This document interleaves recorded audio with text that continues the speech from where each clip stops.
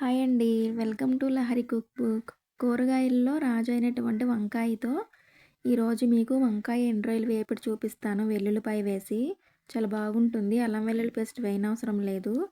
ముందుగా కడాయి తీసుకుని సరిపడా ఆయిల్ వేసుకుని చిటికెడు ఆవాలు, కొద్దిగా జీలకర్ర వేసి వేగాక సన్నగా కట్ చేసుకున్న 2 పచ్చిమిర్చిని, చిన్న ఉల్లిపాయను ముక్కలా కట్ చేసుకుని వేయాలి.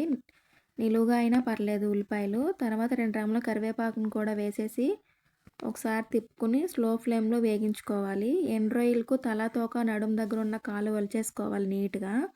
2-3 సార్లు వాటర్లో శుభ్రంగా కడిగి వేగుతున్న ఉల్లిపాయలు వేసేసుకోవడమే. 10 వెల్లుల్లి రెబ్బలను కచ్చాపచ్చాగా దంచి వేయాలి. చిటికెడు పసుపు కూడా వేయాలి. ఒకసారి మొత్తం కలిసేలాగా తిప్పేసుకోవడమే. ఎండు రొయ్యలు సగం వేగాక ముందుగా మనం కట్ చేసి పెట్టుకున్న వంకాయ ముక్కలను వేసేయాలి. ఇవి కరెక్ట్గా వంకాయలు పావు కేజీ ఉంటాయి. ఎండ్రాయిల్ వంకాయ కాంబినేషన్ బాగుంటుంది. ఇగురు కూడా పెట్టుకోవచ్చు టమాటా వేసుకుని. నేను ఇగురు కాకుండా ఇలా ఫ్రై చేసుకుంటున్నాను, నాకు ఒక్కదానికే కాబట్టి. వంకాయలు కొద్దిగా మెత్తగా అయ్యాక సాల్ట్ వేసి ఒక 2 నిమిషాలు ఉడికించాలి. సాల్ట్ వేయంగానే వంకాయ చాలా త్వరగా కుక్ అవుతుంది కాబట్టి వెంటనే ఒక స్పూన్ కారం వేసేసాను ఇక్కడ. ఈ ఫ్రైలోకి ధనియాలు, జీలకర్ర పౌడర్, ఇంకా గరం మసాలా అవేమీ వేయనవసరం లేదు. ఓన్లీ ఉప్పు, కారంతోనే టేస్టీగా ఉంటుంది కర్రీ.